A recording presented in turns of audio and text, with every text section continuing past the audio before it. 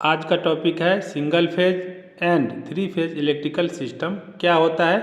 पूरी जानकारी इस वीडियो में हम देंगे। सबसे पहले ये जान लेते हैं कि इलेक्ट्रिकल जो सप्लाई होता है कितने टाइप का होता है। यहाँ पर देखिए एसी सप्लाई होता है और डीसी सप्लाई। इलेक्ट्रिकल सप्लाई दो टाइप का होता है, एसी और डीसी। एसी में फ्रीक्वेंसी होता है और डीसी में फ्रीक्वेंसी नहीं होता है। आज हम एसी के बारे में बात करेंगे। Types of AC supply. देखिए एसी सप्लाई दो टाइप का होता है। पहला होता है सिंगल फेज एसी सप्लाई, दूसरा होता है थ्री फेज एसी सप्लाई। यहाँ पर देखिए दो सप्लाई है, सिंगल फेज एसी सप्लाई और थ्री फेज एसी सप्लाई। अब हम एक एक करके जानेंगे कि सिंगल फेज एसी सप्लाई क्या होता है और थ्री फेज एसी सप्लाई क्या होता है। तो सबसे पहले ये जान लेते हैं कि देखिए सिंगल फेज एसी सप्लाई क्या होता है। सिंगल फेज मतलब एक फेज होता है, एक न्यूट्रल होता है, अर्थिंग तो रहेगा ही। आपको थ्री फेज में भी अर्थिंग रहेगा और सिंगल फेज में भी अर्थिंग रहेगा। तो फेज क्या होता है, व्हाट इज फेज। फेज हम उसको बोलते हैं जो करेंट को लेके जाता है, उसको हम फेज बोलेंगे। न्यूट्रल का काम होता है रिटर्न पैथ कंप्लीट करना। सिंगल फेज में आपका एक फेज दूसरा न्यूट्रल होता है। अब हम आगे बढ़ते हैं, थ्री फेज के बारे में बताएंगे। थ्री फेज एसी सप्लाई में तीन फेज होता है, एक आर, दूसरा वाई और तीसरा फेज जो होता है बी होता है। उसको हम L1, L2 और L3 भी बोलते हैं। तो आपको ध्यान रखना है L1, L2, L3 मतलब R, Y और B। न्यूट्रल आपको थ्री फेज में भी देखने के लिए मिलेगा और आपको सिंगल फेज में तो रहेगा ही, एक फेज और एक दूसरा न्यूट्रल रहता है। और अर्थिंग जो होता है वो सिंगल फेज में भी रहता है और थ्री फेज में भी रहता है। तो थ्री फेज सिस्टम का वही काम होता है। थ्री फेज सिस्टम को चलाने के लिए हम थ्री फेज RYB हम यूज करेंगे और सिंगल फेज को चलाने के लिए एक फेज और दूसरा हम न्यूट्रल हम यूज करते हैं। हम आगे बढ़ते हैं, पूरा डिटेल में जानते हैं थ्री फेज के बारे में। देखिए single phase and three phase electrical power system में सिंगल फेज में 180 डिग्री का एंगल रहता है और थ्री फेज में जो होता है आपका 120 डिग्री का एंगल रहता है। आपको ध्यान रखना है, पूछ सकता है। सिंगल फेज में 180 डिग्री का और थ्री फेज में आपका 120 डिग्री का फेज एंगल बना रहता है।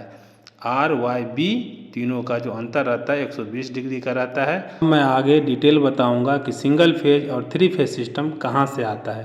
तो सबसे पहले ये जान लेते हैं, देखिए जो डिस्ट्रीब्यूशन ट्रांसफार्मर रहता है वो डेल्टा स्टार कनेक्शन किया हुआ रहता है। डिस्ट्रीब्यूशन ट्रांसफार्मर के यदि हम अंदर के पूरा वाइंडिंग देखेंगे तो आपको पता चलेगा कि थ्री फेज सिस्टम और सिंगल फेज सिस्टम कहाँ से आता है।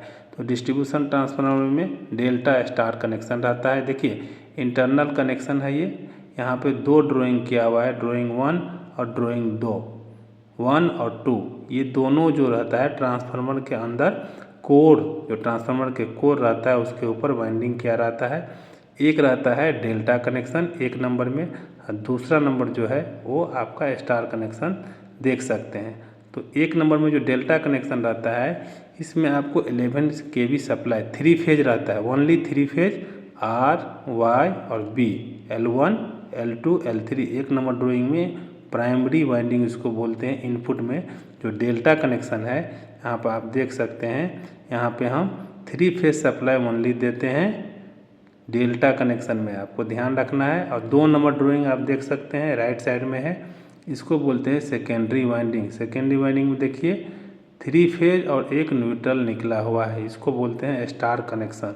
आपको ध्यान रखना है स्टार कनेक्शन में क्या करते हैं कि L1, L2, L3 से फेज निकलता है और न्यूट्रल पॉइंट रहता है ब्लैक कलर का, आपको दिख रहा है N जो लिखा हुआ है राइट साइड में सबसे ऊपर N, इसमें न्यूट्रल रहता है, उसको हम ग्राउंडिंग करते हैं।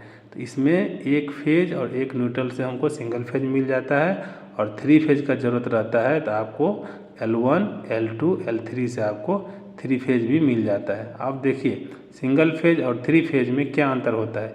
यदि हम वोल्टेज देखते हैं तो सिंगल फेज का जो वोल्टेज होता है 230 वोल्ट होता है और थ्री फेज का होता है 415 वोल्टेज।